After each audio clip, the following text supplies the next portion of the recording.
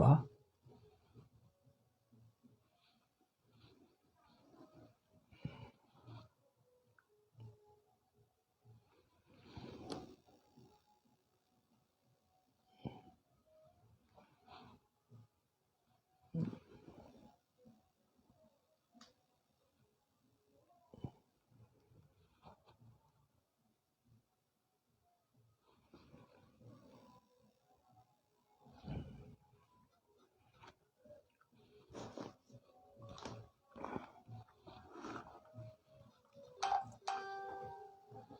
जय सिया राम, जय जय सिया राम। पुनः आपके समक्ष यह दास आज बैठा हुआ है और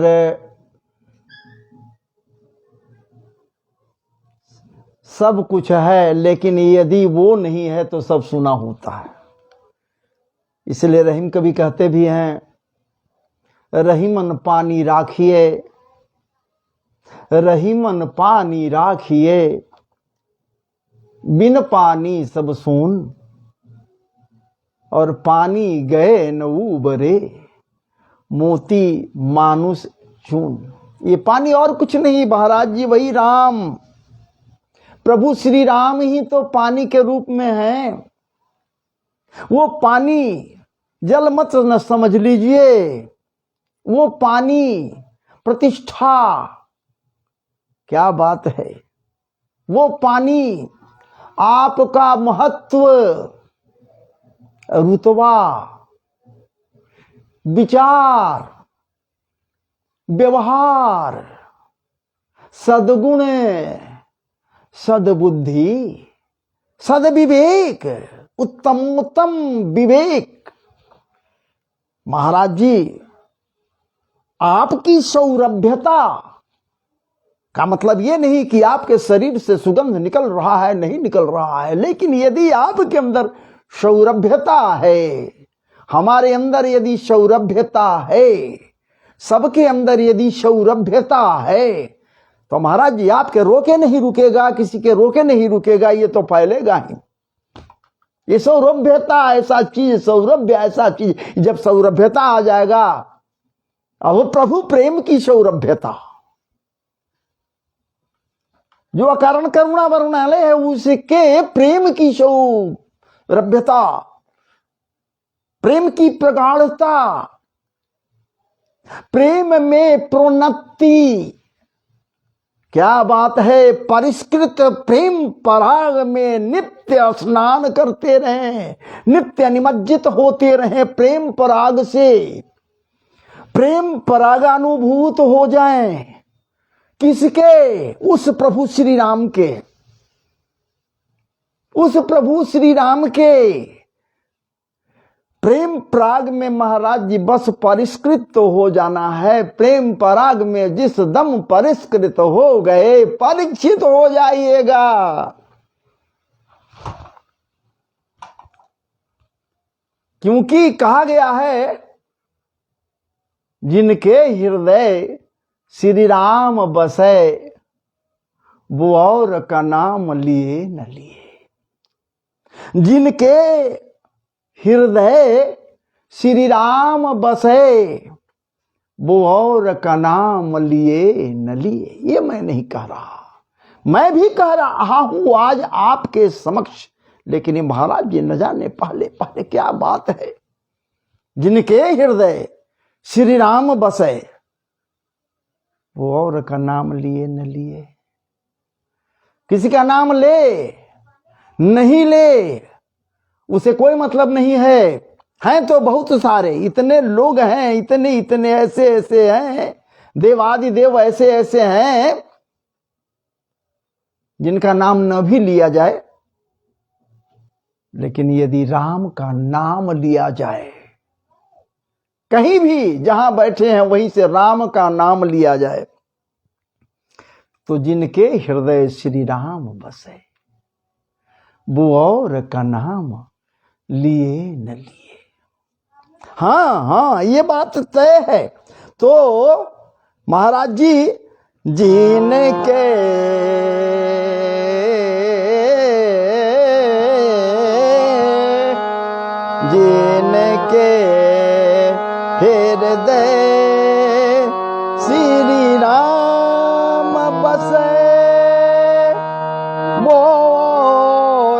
का नाम लिए न लिए, जिनके हृदय श्री राम बसे, बोर का नाम लिए न लिए, जिनके हृदय बोर का नाम लिए न लिए। हाँ, जिनके जिनके हृदय श्री राम बसे, जिनके श्री राम बसे, बोर का नाम लिए न लिए, जिनके हृदय श्री राम बसे, बोर का नाम लिए न लिए। हाँ, जिन्हें मातु पिता का, जिन्हें मातु पिता का सेवा किन, जिन्हें मातु पिता का सेवा किन, वो रही धाम गए न गए, वो रही धाम गए न गए, धाम बसे वो और का नाम लिए न लिए। हाँ,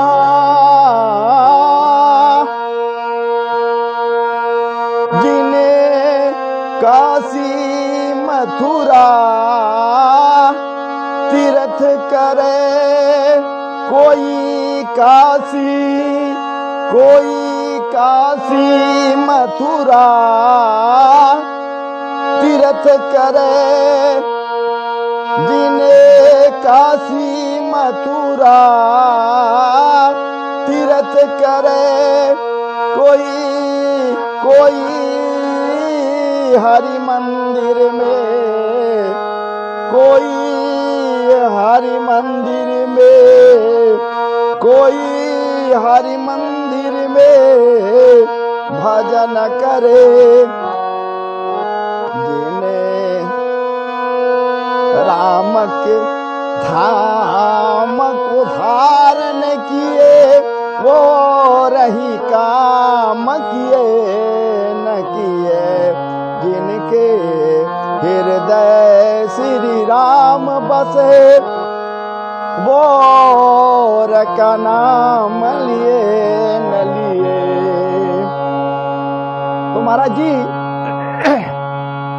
वही तो बात है जो आपके समक्ष लेकर ये दास बैठा है। कुछ नहीं करना है, राम का नाम यदि ले लिया जाए, ना राम का नाम लेते रहे तो भैया कोई काम करो अथवा न करो कोई फर्क नहीं पड़ता है। कुछ करो या न करो, काम का मतलब ये नहीं कि अकर्मण्य हो जाओ,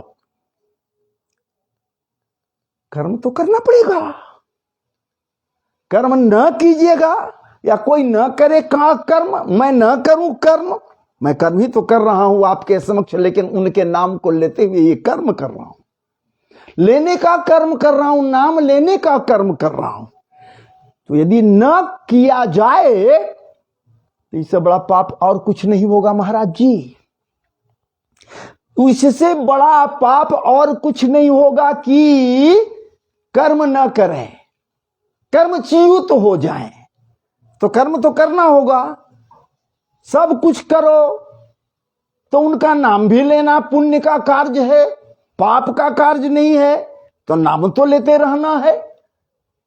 ठीक उसी प्रकार से जैसे हम किसी संत के मुखार बिंद से ये सुना था मैं कि भैया देखिए, आप भगवान पर पुष्प अर्पित करते हो, भगवान पर क्या करते हो, पुष्प अर्पित करते हो, चढ़ाते हो, क्या करते हो, लेकिन पुष्प लाते कहां से? आप सीधे या तो बाग में जाते हो, पुष्प को तोड़ लेते हो, पुष्प को तोड़ लेते हो, तो ये पुष्प तोड़ना पाप है महाराज जी, नोट कर लीजिए। फूल को यदि बाग से आप गए तोड़ लिए तो तोड़ लिए, ये तोड़ना पाप है। याद रखिएगा, याद रखिएगा कि फूल तोड़ना पाप है। मैं कह रहा हूं फूल तोड़ना पाप है। तब आज से फूल तोड़ना बंद कर दे लोग, आप भी बंद कर दीजिए। कौन कौन बंद करेगा भाई फूल तोड़ना, कि फूल हम नहीं तोड़ेंगे? जब महाराज जी कह रहे हैं कि पाप है, पाप है, पाप है, पाप से हर कोई भयभीत है, और यही पाप शब्द कहकर तो हम सब के सब सबको भयभीत करते हैं महाराज जी। जब पाप शब्द को कहकर पाप है कोई कार्य करो तो पाप है, ये कहकर भयभीत करते हैं, तो आज आपको भयभीत मैं ये कर रहा हूं कि फूल तोड़ना पाप है। फूल तोड़ना पाप है, ये मैं कह रहा हूं। लेकिन ये भी मैं कह रहा हूं कि पाप और पुण्य को समझना या तराजू पर तौलना, ये सारी चीज को समझना, और समझने के लिए महाराज जी ये पाप है अथवा पुण्य है, इसको बताने के लिए कौन आपको बताएगा? गुरु। इसीलिए तो गुरु की आवश्यकता होती है, इसी के लिए गुरु की आवश्यकता होती है। गुरु ज्ञान का खान है महाराज जी, इसीलिए उसे ब्रह्मा की भी उपाधि दी गई। गुरुर ब्रह्मा गुरु विष्णु गुरु देव महेश्वर गुरु साक्षात पर ब्रह्म तस्मै श्री गुरुवे नमः। इसलिए वैसे गुरु को मैं नमन कर रहा हूं, जो गुरु ब्रह्मा विष्णु या शिव के रूप में है, वो गुरु ही आपको ज्ञान देंगे, बताएंगे। मैं क्या बता सकता एक अदना सा व्यक्ति, लेकिन फिर भी ये बात मैं आपके समक्ष रख रहा हूं, कह रहा हूं, क्योंकि मैं पिया है, अनुभूति हुई है कि ये जो मैं पान कर रहा हूं ये विषपान नहीं है, ये अमृत पी रहा हूं। इसलिए ये अमृत को आप लोगों के समक्ष रख रहा हूं, आप भी पान करो। ये पाप है, पुष्प तोड़ना पाप है, फूल को तोड़ना पाप है। ये जरूर है कि पाप है, लेकिन एक गुरु कह रहा है सो सुनिए। मैं उसी गुरु की बात को सुना रहा हूं, मैं गुरु नहीं हूं, फिर भी गुरु का ज्ञान है इसमें कि फूल तोड़ना पाप नहीं होगा, ये पुण्य का कार्य होगा। कब? जब बाग में गए, स्वयं महाराज जी काहे के लिए, किस लिए गुरु कहा कि पुष्प की आवश्यकता है, कहा तो या नहीं कहा तो? आपकी आवश्यकता है, पुष्प तोड़ने की आवश्यकता है। पुष्प की आवश्यकता क्या होती है भाई? क्या आवश्यकता होती है? वो पवित्र चीज है, वो पुष्प के रहने से वातावरण सुगंधित सौरभ्य संपन्न होता है, तो उसको तोड़ लीजिएगा तो उससे घाटा बहुतों को है, जीव जंतुओं को भी घाटा है। पुष्प के पराग को सिंचित करने के पश्चात, संचित करने के पश्चात, ये मधुमक्खियां आदि आदि ऐसे ऐसे हैं, लोग पराग से ही अपना निर्वहन करते हैं, मधु बनाते हैं, क्या क्या। तो एक तो वो है, आप तोड़ रहे हो, बर्बाद कर दिया। गुरु कह रहा है कि नहीं, उत्तम कर्म के लिए यदि पुष्प तोड़ लेता है कोई, तोड़ा जाता है। उत्तम कर्म क्या है?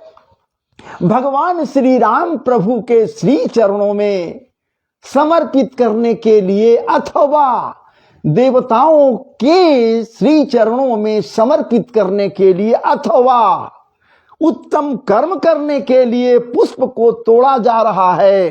हार गुथ कर महाराज जी सर्वोत्तम व्यक्तित्व से संपन्न लोगों के आश्रय में उसे समर्पित किया जा रहा है, और समर्पित करने से सौरभ्यता बढ़ जा रहा है। तो पुष्प तोड़ना पाप नहीं है, फूल तोड़ना पाप नहीं है, यह पुण्य का कार्य है। ठीक उसी प्रकार से कि झूठ बोलना पाप है। कौन नहीं कहता कि भाई मिथ्या भाषण मत करो?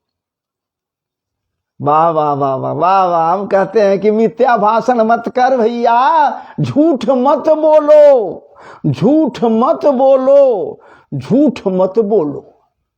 क्या बात है। आज भी झूठ बोलने पर दंडित किया जाता है। ये समझकर बताकर देखो, झूठ बोल रहा है इसलिए पाप कर्म कर रहा है, तू दंड का भागी है, चूंकि मिथ्या भाषण कर रहा है, तुम झूठ बोल रहा है। देखिए देखिए, और एक वो भी समय था महाराज जी, आज भी वो समय है। कहीं पर झूठ बोलना पुण्य का कार्य होता है, तो कहीं झूठ बोलना पाप का कार्य होता है, पाप का भागी होता है, लोग दंडित होता है। एक वो समय था महाराज जी, उस समय और आज समय वही है, अंतर नहीं है, आज भी वही बात है। कहीं कहीं पर लोग कहता कि आपको झूठ बोलना है, जो सत्यवादी कहकर हम झूठ नहीं बोलते हैं, हम कतई कभी नहीं झूठ बोलते हैं, इसलिए हम झूठ नहीं बोले। अरे भैया झूठ बोलना है, लो ना कुछ पैसे ले ना लो, चलो ना अदालत में झूठ बोल ना दो। देखिए झूठ बोलने के लिए आज भी ये दिया जा रहा है, और कभी और दिया जाता था। मुद्रा मिले या न मिले, झूठ बोलना पुण्य कहकर कि ये पुण्य है, आपको झूठ बोलना होगा, इसलिए उत्तम कर्म करने जा रहे हो। ये आज तो झूठ बोलने के लिए पग पग पर लोग तैयार हैं। और एक समय था कि विद्या भाषण करना है महाराज जी, हमारा शास्त्र साक्षी है महाराज जी। क्या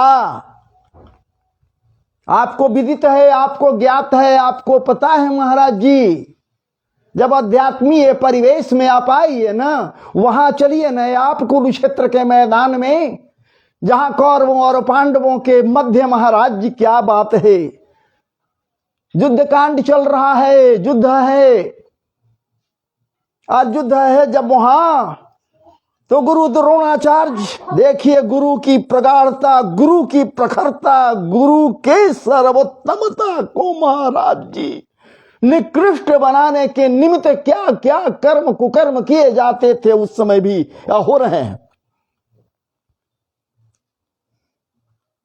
महाराज जी गुरु का हत हो, गुरु को समाप्त किया जाए।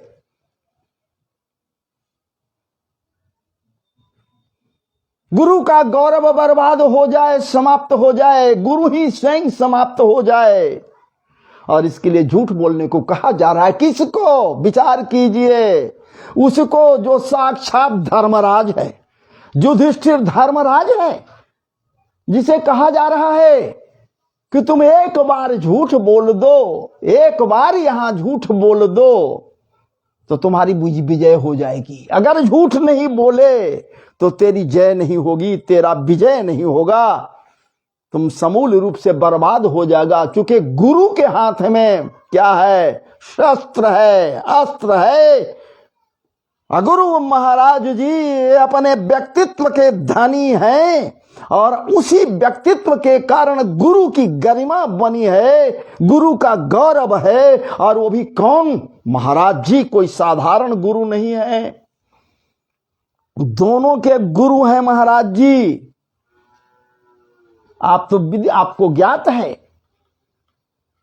जिनका पुत्र है अश्वत्थामा, जिनका पुत्र है महाराज जी अश्वत्थामा, बस यही तो कहना है उनको सुनाकर कि अश्वत्थामा हतो नरो वा कुंजरो। इसको झूठ समझिए, सच समझिए, लेकिन सत्य हो ये करने के लिए महाराज जी भीमसेन के द्वारा अश्वत्थामा नाम करके हाथी को मारा गया गदा की चोट से। जब अश्वत्थामा मारा गया, अश्वत्थामा समाप्त हो गया, वो हाथी उसके अंदर बैठा हुआ राम निकल गया बाहर, उसके शरीर से मारा गया। बस यही तो कहना था कि अश्वत्थामा मारा गया, अश्वत्थामा मारा गया। तब जब भीम कहते अश्वत्थामा को मैं मार दिया, अश्वत्थामा को मैं मार दिया, अश्वत्थामा को मैं मार दिया, देखिए तो झूठ कैसे बोला जाता है। झूठ बोलने के लिए पूरा का पूरा माहौल लग गया, पूरा का पूरा मतलब पैविकार लग गया, पूरा का पूरा सनुनय विनय होने लगा। सारे के सारे लोग लग गए कि एक बार तुम झूठ बोल दो झूठ क्या है? सत्य बात तो सत्य है कि अश्वत्थामा नाम के हाथी मारा गया। हाथी हाथी हाथी, सोच लीजिए, जो मारा गया हाथी अश्वत्थामा नाम करके, भीम मार दिया अश्वत्थामा हाथी को। ये भीम का नाम भी नहीं लेना है, मात्र इतना ही कहना है कि अश्वत्थामा मारा गया। क्या? अश्वत्थामा हतो नरो वा कुंजरो जैसे ही कहिएगा आप, वहां दुंदुभी आदि अनेकानेक उत्तमोत्तम तुमुलनाद करने वाले बाजे बजने लगेंगे, उसको वो नहीं सुने। कौन? द्रोणाचार्य। कुछ साधारण आचार्य नहीं है महाराज जी, जिनका पुत्र वो अश्वत्थामा, जिसके विषय में महाराज जी कहने वाले कविवर कवि लोग कहीन हैं। पै के बदले चावल का धोवन पीता था, पै के बदले चावल का धोवन पीता था वो अश्वत्थामा। चावल का धोवन पीकर महाराज जी अश्वत्थामा हुआ, अमर हो गया, अमर हो गया। सामान्य वो अश्वत्थामा नहीं है, गुरुपुत्र अश्वत्थामा वो है। यहां झूठ बोलवाया गया कि कह दीजिए आप झूठ बोलिए। झूठ बोलने के लिए उनको न जाने कितना कितना लोगों के द्वारा कहा गया, यहां तक कि भगवान, क्या बात है, वासुदेव श्री कृष्ण भी उनको कह रहे हैं कि आप झूठ बोलो, आप झूठ बोलो, आप झूठ बोलो। एक तरफ झूठ बोलने के लिए वो ठाकुर कह रहा है कि झूठ बोलना ही बोलना है, तुमको कहना कहना है। सब लोग कह रहे कि कहना कहना है। और एक तरफ से यह कहा जाता कि झूठ बोलना पाप है, इसलिए झूठ मत बोलो। अब आप विचार करो, उत्तम कार्य करने के लिए, उत्तमोत्तम कार्य के लिए यदि झूठ भी बोला जाता है, यदि कहीं पर प्राण जा रहा हो, गुरु यही कह रहा है, गुरु यही बतला रहा है कि देखो भैया, यह ज्ञान की बात है। यदि किसी कार्य को करने से आपको उत्तम फल मिल रहा है, वहां झूठ बोलो, वहां झूठ बोलने में कोई पाप नहीं होगा। लेकिन यदि तुम्हारे झूठ बोलने से किसी का अहित हो रहा है, हितकर कार्य नहीं किसी का हो रहा है, तुम्हारा नहीं हित हो रहा है, समाज का हित नहीं हो रहा तेरे झूठ बोलने से, यदि परिवार का हित नहीं हो रहा है, माताएं बहनों का हित नहीं हो रहा है, बालकों का हित नहीं हो रहा है, बुजुर्गों का हित साधन नहीं हो रहा है, तो फिर आपको झूठ बोलना क्या बात है, पुण्य का कार्य होगा, वहां झूठ बोल सकते हो। लेकिन अहित यदि जहां कहीं भी हो तो झूठ बोलना पाप है। ये गुरु का ज्ञान है, गुरु कह रहा है।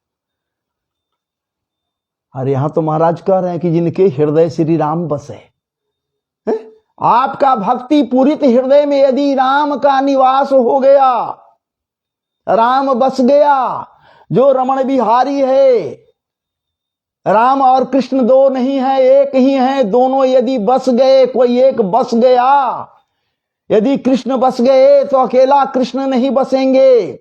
ये विचार कर लीजिए और हृदय में ये धारण कर लीजिए कि राम के साथ राम नहीं अकेला निवास करेगा, वहां जानकी का होना अत्यंत आवश्यक है। निश्चित रूप से रहेंगे। और उसी प्रकार से कृष्ण के साथ जब तक श्रीजू नहीं है, राधा रानी नहीं है, तो अकेला कृष्ण नहीं हो सकता, राधा भी अकेली नहीं हो सकती। क्योंकि कहा गया है ये दो से एक ही बनकर, ये दो से, क्या बात है, कौन भैया? राधा और कृष्ण, राधा और कृष्ण, ये दो से एक ही बनकर, ये दो से एक ही बनकर श्री राधा कृष्ण आए हैं। ये दो से एक ही बनकर श्री राधा कृष्ण आए हैं।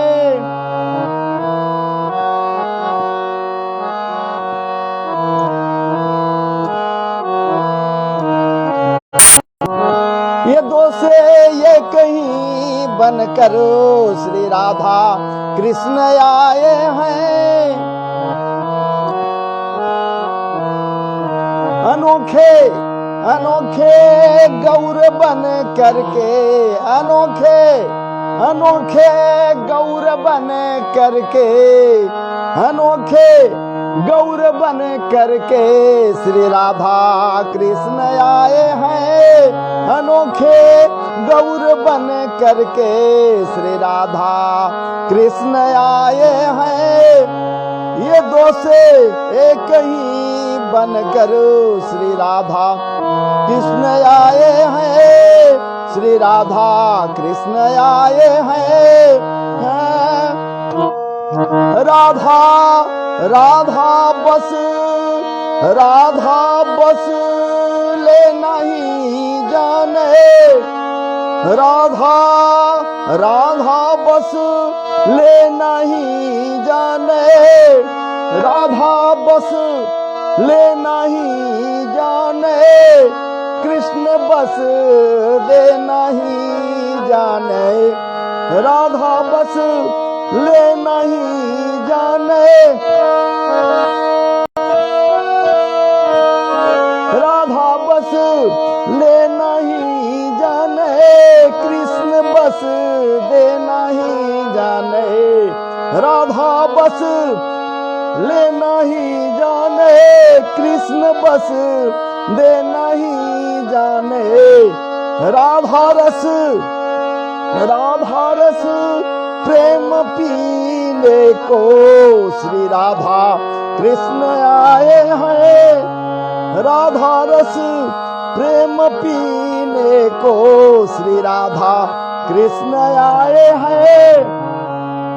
भैया, कहने का मेरा मतलब हुआ कि जहां भी जाएंगे, अकेले कहां जाएंगे, आपके हृदय में श्री राम प्रभु की बात हुई।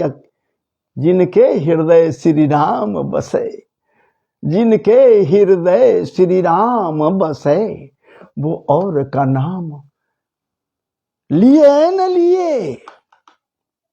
जाके, क्या बात है, बड़ी सुंदर पद है जो कहा गया है लोगों के द्वारा।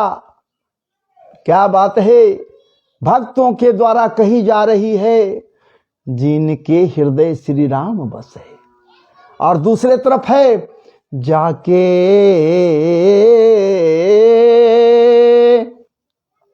जाके प्रिय न राम वैदेही, जाके जाके प्रिय न राम वैदेही, जाके प्रिय न राम वैदेही, जाके प्रिय न राम वैदेही, जाके प्रिय न राम वैदेही। हो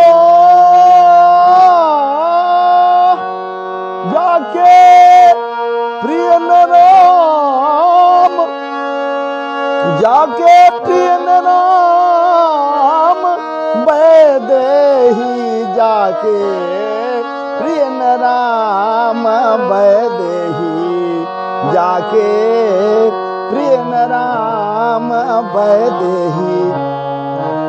तजियो हाँ हाँ हाँ, तजियो ताही, तजियो ताही कोटि बैरी समो, तजियो ताही कोटि बैरी सम, यद्यपि परम स्नेही, जाके प्रिय न राम वैदेही, जाके प्रिय न राम वैदेही। महाराज जी, जहां प्रभु श्री राम की बात हो वहां वैदेही नहीं, इसलिए तो यहां कहने वाला कह रहा है, जाके प्रिय न राम वैदेही, जाके प्रिय न राम वैदे। जिसके लिए राम और वैदेही प्रिय न हो, जो राम को नहीं मानता वो किसी काम का नहीं है। जो वैदेही का को नहीं मानता वो किसी का स्नेह ही नहीं हो सकता, स्नेह उसके अंदर हो ही नहीं सकता। तो जाके प्रिय न राम वैदेही और वैदेही नहीं है, तजिए ताहि कोटि बैरी सम, उसे कोटि बैरी के समान, करोड़ों करोड़ों प्रकार के दुश्मनों के समान उसे आप समझ लो। जो भगवान से हीन है, जो परमात्मा से विहीन है, अर्थात जो नास्तिक है। लेकिन एक बात नोट कर लो भैया, जो जितना बड़ा नास्तिक होता है ना, वो उतना ही बड़ा आस्तिक भी होता है। जो कहता मैं नहीं मानता, किसको नहीं मानते भाई? किसको नहीं मानते हो? तो राम को नहीं मानते। अरे नहीं मानते, राम नाम ले लिया न जी कि हम राम को नहीं मानते, नास्तिक हम है, राम को नहीं मानते, लेकिन राम का नाम ले लिया ना। किसको नहीं मानते? अगर पूछे कि आपसे कि किसको नहीं मानते तो क्या कहोगे? किसको नहीं मान रहे हो? भगवान को नहीं मानते तो भगवान कह दिया ना जी। राम को नहीं मानते तो राम कह दिया ना जी। कृष्ण को नहीं मानते तो कृष्ण कह दिया ना जी। शिव को नहीं मानते, शिव कह दिया ना जी। अब ये बताओ, मानते नहीं लेकिन नाम तो ले रहे हो, कह तो रहे हो, नाम ले लिया जिस रूप में, जैसे भी नाम ले लिया, नाम ले लिया, काम बन गया। भाव कुभाव अनखयाल सहूं, भाव कुभाव अनखयाल सहूं, हर नाम जपत मंगल दिशि दसहूं। महाराज जी, भाव से, कुभाव से, अनख से, आलस्य से, जैसे भी हो, यदि नाम सिर्फ ले रहे हो तो तेरा मंगल ही मंगल होगा। मैं नहीं कह रहा हूं, कोई कहने वाला कह रहा है, या परमात्मा के युक्ति है। परम पवित्र है ये भावना। किसका? वो जो पवित्र है, परम पवित्र है, सत्य है, सत्य है, सर्वथा सत्य है, सत्यात्मक ब्रह्म है, जिसके लिए वेद नेति नेति कहते कहते थक गया, थकता नहीं है महाराज जी। वो सत्यात्मक ब्रह्म जिसके लिए कहा गया है सत्यम परम धीमहि, वो परम सत्य है। परम सत्य क्या है भैया? तो जन्माद्यस्य जतोन्वयादितरतस्। कहां से कहां आपको लेकर चल रहा हूं, देखिए, क्रोधित न होंगे इस दास के ऊपर। यहां तो धारा है महाराज जी, क्या बात है। जन्माद्यस्य जतोन्वयादितरतस्, जन्माद्यस्य जतोन्वयादितरतस्, चार्थेष्व विज्ञस्वराट तेने ब्रह्म हृदय आदि कवये, हृदय आदि कवये मुह्यन्ति जसूरय, तेजो वारि मृधाम जथा विनिमयो, जत्रत्र सर्वो मृखा धामना स्वेन सदा निरस्त कुहुकं, सत्यम परम धीमहि, सत्यम परम धीमहि। वो परम सत्य को आश्रय लिया जाए, वो परम सत्य का आश्रय लिया जाए, उस परम सत्य को ध्यान किया जाए। जो ध्येय है वो ध्यान करने योग्य है, वो महाराज जी पेय नहीं है, वो पेय नहीं है, वो ध्येय है, वो ज्ञेय नहीं है, वो ध्येय है, वो परम सत्य है। परम सत्य कौन है? प्रश्न यहां उठाइए, आप उठा सकते हो, कोई उठा सकता है, प्रश्न उठाइए। वो परम सत्य कौन है? वो जो रमण करता है, वो जिसके विषय में वेद कहता है, या महाराज जी ये ब्रह्म सूत्र का प्रथम सूत्र कहता है, अथा तो ब्रह्म जिज्ञासा, अथा तो ब्रह्म जिज्ञासा। वो परम सत्य के विषय में कह रहा है। अथा तो ब्रह्म जिज्ञासा, सूत्र आप जानते हैं सूत्र किसे कहते हैं महाराज जी। व्यापक विषयों को यदि सूक्ष्माति सूक्ष्म शब्दों के द्वारा कही जाती है, कोई बात कही जाती है, थोड़े शब्दों में कह दिया जाए, वही सूत्र तो है। तो अथा तो ब्रह्म जिज्ञासा बड़ी व्यापक है। इस पर यदि व्याख्या करे, विचार करे, अनेकानेक संत करते हैं, विद्वत जन करते हैं। मैं कहां कहूं, मैं तो एक तुच्छ सा दास हूं, आपका सेवक हूं, मैं क्या कर सकता। अथा तो ब्रह्म जिज्ञासा, उस ब्रह्म की जिज्ञासा। अथा तो ब्रह्म जिज्ञासा, किस ब्रह्म की बात कर रहे हो? वही जो जिसे आप सत्यात्मक ब्रह्म कह रहे हो, वही परम सत्य है। परम सत्य है कौन? कृष्ण परम सत्य है, राम परम सत्य है, या परमात्मा परम सत्य है। इस श्लोक, चूंकि ये मंगलाचरण है, क्या बात है मेरे श्रोता जनों, ये साधारण श्लोक मत समझ न लो। साधारण श्लोक समझने का इसे भूल मत करो। ये श्रीमदत्व संपन्न भागवत जी का ये श्लोक है, और उसमें भी ये मंगलाचरण है। इसे पढ़ने से, सुनने से, जानने से, समझने से मंगल आचरण होगा। आचरणों में मंगलताएं भरेंगी, क्योंकि ये श्लोक महाराज जी शार्दूल विक्रीडित छंद में है। ये शार्दूल कहते हैं शेर को, या शेर के बच्चे को शार्दूल कही जाती है। प्रारंभ है, इसलिए भागवत जी में शार्दूल विक्रीडित छंद को डालकर हमारे महर्षि व्यासदेव ये बतलाने का प्रयास कर रहे हैं। सामान्य श्लोक इसे मत समझ, इसे गहराई में जा। अथा तो ब्रह्म जिज्ञासा, ये शार्दूल विक्रीडित छंद है क्या? जन्माद्यस्य जतोन्वयादितरतश्चार्थे स्वविज्ञ स्वराट। साधारण श्लोक नहीं है।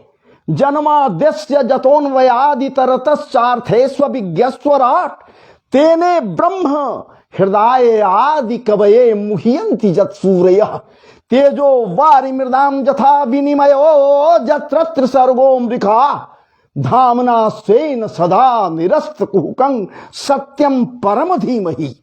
जब तक उस परम सत्य को ध्यान में नहीं लाओगे, जो ध्येय है शार्दूल विक्रीडित छंद हमारा ये मंगलाचरण है। भागवत जी का, श्रीमदत्व संपन्न भागवत जी का ये कह रहा है कि जब तक उनके आश्रय में नहीं जाओगे, उस सत्यात्मक ब्रह्म को समझने और जानने का जिज्ञासा नहीं उत्पन्न करोगे, जानने की जिज्ञासा नहीं करोगे, तब तक समझ में नहीं आएगा। ये शार्दूल विक्रीडित छंद में है।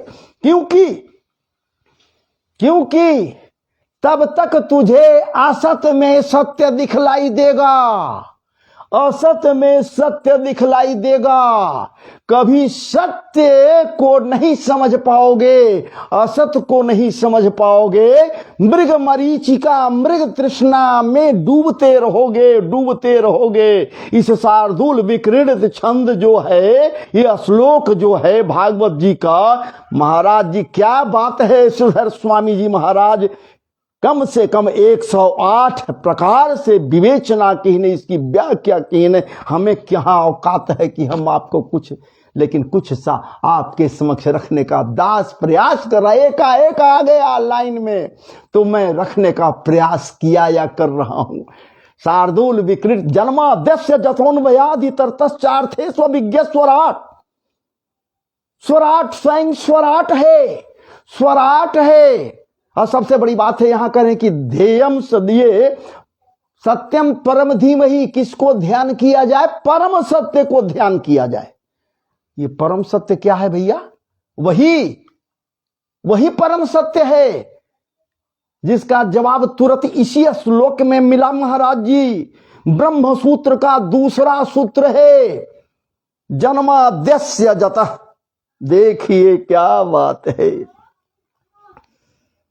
जन्माद्यस्य जतः। भागवत की कथा पर भी मैं बैठता हूं, कोशिश करता हूं कि महाराज जी चाहे कम ही सुनाऊं, कुछ छूट भी जाए हमसे तो छूट जाए, लेकिन जहां जाऊं वहां गहराई से लेकर चलूं, ताकि पूरे तरह से ही उसका हिसाब चले। प्रसंग चाहे कुछ कम भी रहे फिर भी तो विचार कीजिए ना, जन्माद्यस्य जतः, जो जन्मादि कारणों का कारण है, जन्मादि लग गया, जन्म लग गया, आदि लग गया, इसका मतलब समझ लीजिए भैया, जन्म, स्थिति और संहार। जन्म, स्थिति और संहार। स्थिति मतलब पोषण।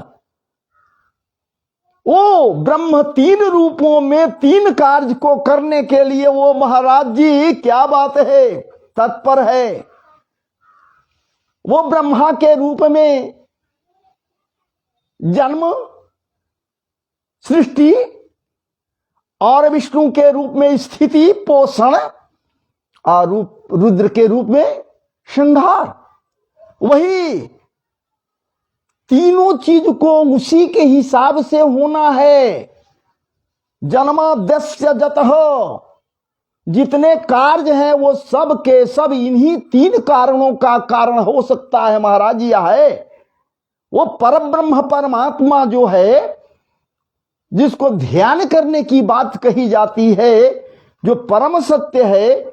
इसलिए परम सत्य है कि तीनों के तीनों कार्यों को बड़ी सरलता से, वो सहजता से वो संपन्न करता, वो नहीं करता, वो कराता। और उसके क्रियाकलाप में बड़े बड़े विद्वत जन महाराज जी मोहित हो जाते हैं। क्या बात है, मुह्यंति जत सूर्य। ये सूर्य जो है, ये बड़े बड़े विद्वत जन जो हैं, या श्रेष्ठतम, क्या बात है, देवता जिगण भी मोहित हो जाते हैं उसके क्रियाकलाप में। जब हमारे ब्रह्मा जी मोहित हो सकते हैं तो दूसरे को क्या कहें। कृष्ण के कार्य को देखने के पश्चात महाराज जी ब्रज बीथियों में, वन बीथियों में, वन निकुंजन में महाराज जी जब वो संवरिया सरकार बैठता गोप सखाओं के मध्य, और जब लीला करता, किसी के ओदन को लेता, किसी के माखन मिश्री को जिह्वा पर लपेटता, किसी के महाराज जी क्या बात है दधी को लेकर आनन पर भी लपेट लेता, अधरन पर लगा लेता, तो और क्या कही जाए। वो नटखट सवरिया सरकार, जिससे कहीं माता पूछती कि ये कृष्ण क्या कर रहा है, बाल सुलभ चंचलताएं है, कृष्ण क्या कर रहा है, तो भगवान कहते कुछ नहीं बोलते, एक शब्द नहीं कहते। कृष्ण क्वासी करोति किम, कृष्ण क्वासी करोति किम, पितिरिति श्रुत्वैव मातुर्वचः। जब ये कुछ नहीं बोलते तो मैया जसोदा कुढ़ जाती, कुढ़ कर कहती कि अरे बाप। भगवान मुस्कुराने लगते कि हाँ, आज लगता है मेरी मैया मुझे पहचान गई कि मैं ही तो सबका पिता हूं।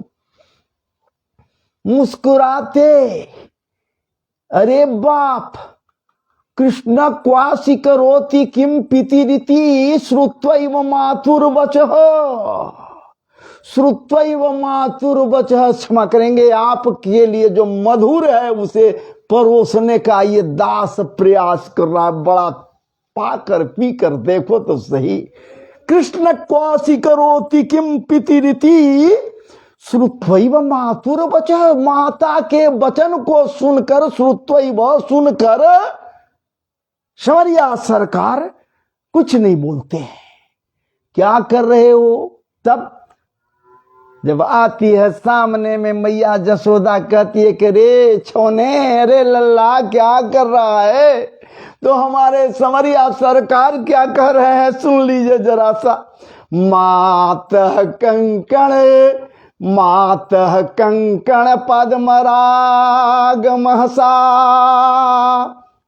क्या बात है मैया, तेने बड़ी कृपा की कि मुझे पद्मराग मणि जड़ित कडूला पहना दिया। आज भी कडूला पहनते बच्चे लोग, देखिए युवक लोग आज भी कडूला पहनते हैं, कड़ा पहनते हैं। उस समय ठाकुर जी कह रहे हैं कि मैं भी कडूला पहनता, लेकिन कैसा, क्या बात है, पद्मराग मणि जड़ित, मणि से बना हुआ निर्मित वो जड़ा हुआ वो पद्मराग जड़ित कडूला कंकण मुझे मैया पहनाती।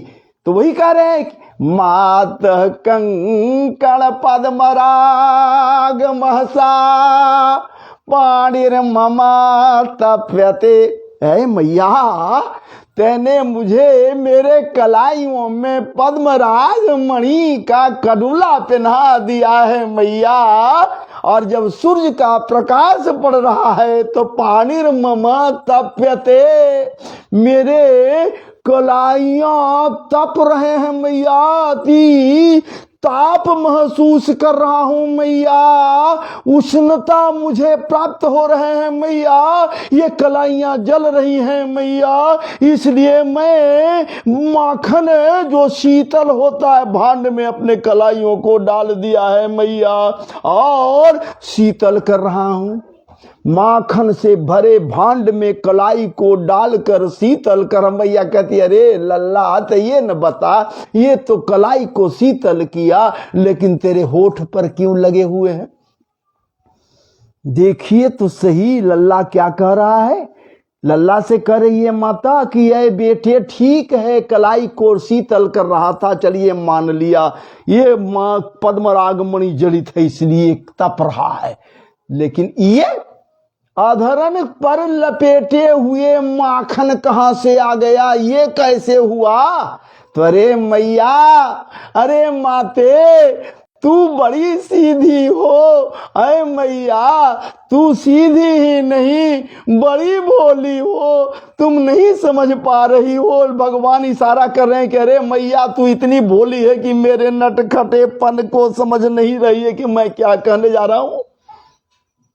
लेकिन मैया तो मैया है, मैया समझ रही है कि लल्ला क्या कर रहा है। वो मुग्ध हो रही है, माताएं मुग्ध होती हैं जब पुत्र छोटा छौना झूठ बोलता है तो वो कह रही है कि अरे मैया, अरे माते, ये मुख में लगने का कारण है ये कलाई की गर्मी है, ये बढ़ते बढ़ते फैलते फैलते मेरे उदर के अंदर प्रविष्ट हो गए हैं। हम मेरे उदर भी गर्म हो गए, यहाँ भी गर्मी महसूस किया, तड़ियों में उष्णता मैंने महसूस की, इसलिए थोड़े से मैया माखन, शीतल माखन को अधरन के मध्य रखते हुए मुख गुहा से अंदर ले जाकर मैं अपने उदर में ले जाकर उदर को शीतल किया। क्या गलत किया भैया? मैं कहां से कहां आ गया? तो उनके मुग्धता को देखकर, सुनकर, समझकर वो बड़े बड़े विद्वांस,